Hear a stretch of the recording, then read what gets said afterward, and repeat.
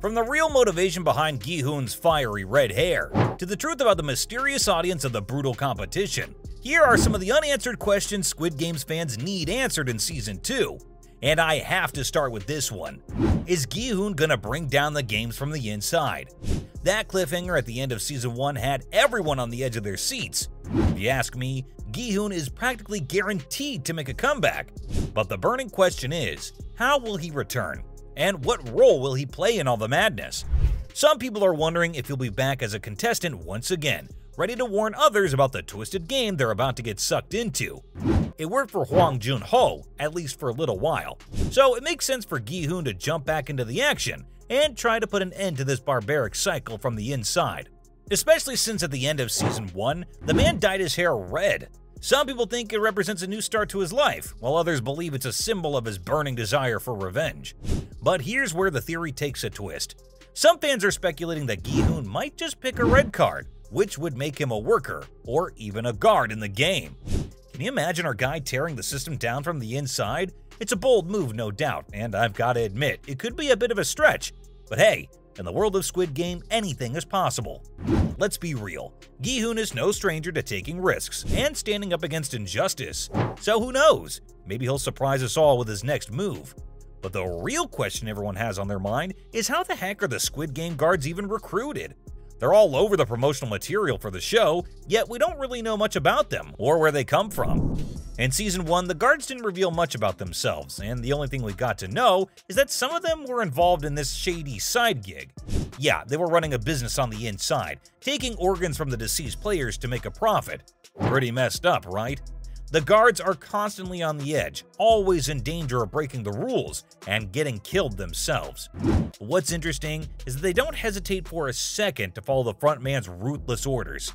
It's like they're programmed to do his bidding, no questions asked. And despite being right there in the thick of it all, none of them ever tries to expose the games? One theory is these guards might have been recruited under circumstances similar to the players themselves. I'm talking about people who are drowning in debt and desperate for a way out. That would explain why they're so willing to do the front man's bidding, not even lifting a finger to end the madness. Maybe serving as guards for the Squid Game is their own twisted way of playing, with the promise that their debts will magically disappear. But if they fail, who knows what might happen to them? Maybe exactly what happened to Jun-ho? Which brings me to my next question. Is he still alive? The last time we saw the guy, he'd gotten all the evidence he needed to expose and shut down those messed up games. But things don't always go according to plan. Poor Jun-ho finds himself being chased down by some pretty relentless bad guys. And where does it all come to a head? On top of a cliff overlooking the ocean. Just when Jun-ho thinks he might have a chance, the frontman shows up out of nowhere, and he makes a huge reveal.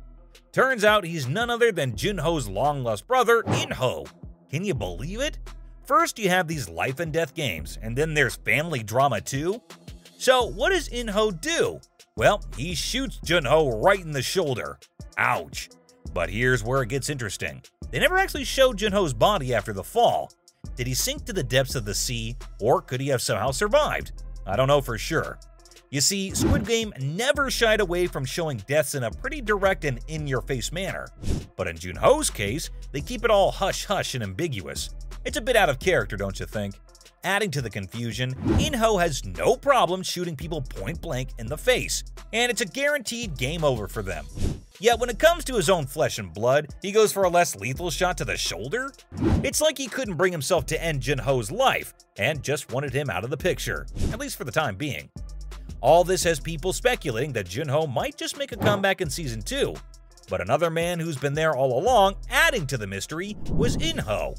How in the world did he end up becoming the front man? I mean, it's not like anyone walks away from the Squid Game with warm and fuzzy feelings, right? So was In-ho forced into this new role, or did he willingly accept it out of a hunger for power? One possibility is that In-ho was compelled into his promotion.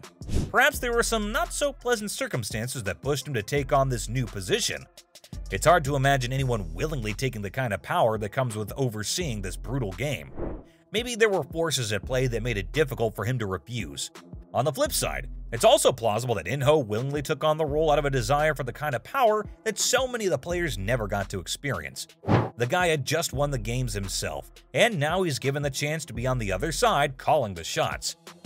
It could be a twisted way of asserting control and getting back at the previous frontman who oversaw his own suffering. Pretty dark, right? But speaking of the previous Squid Game winners, what happened to all of them? The first season takes place in 2020. But get this, the Squid Game has been going on since 1988. That's decades of these twisted games happening. And yet, not a single soul has managed to expose the whole operation.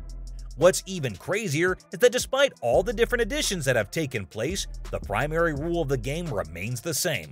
The last person standing gets the prize. No tricks, no gimmicks, just survival of the fittest. So if you assume the previous editions were the same, I'm talking about dozens of people who became millionaires thanks to the Squid Game, and here's where our main man Gi-hun comes into play. He's determined to bring down the games, putting an end to this madness. And there's a theory that he might try to track down the previous winners. Think about it. They could hold valuable information that could help him in his mission. And there's a possibility we might have already met one of the winners, the salesman. He only shows up in the first and final episodes, but the show makes it clear that he's got some serious significance. He's more than just a recruiter, that's for sure. And it's almost like the salesman gets some sort of twisted pleasure from bringing people into this whole mess, which is kinda unsettling if you ask me. Comparing him to the other characters, you've got Il-nam, who seemed entertained by the games, finding some sick enjoyment in the whole spectacle. Then there's the frontman, who genuinely believes that the games provide a fair opportunity for people. But the salesman? Well, he's on a different level. He enjoys recruiting. This has led the fans to believe that Salesman is a former winner who earned Il-nam's trust, so he gets to do all the behind-the-scenes stuff. But on the other side of things, we've got the VIPs.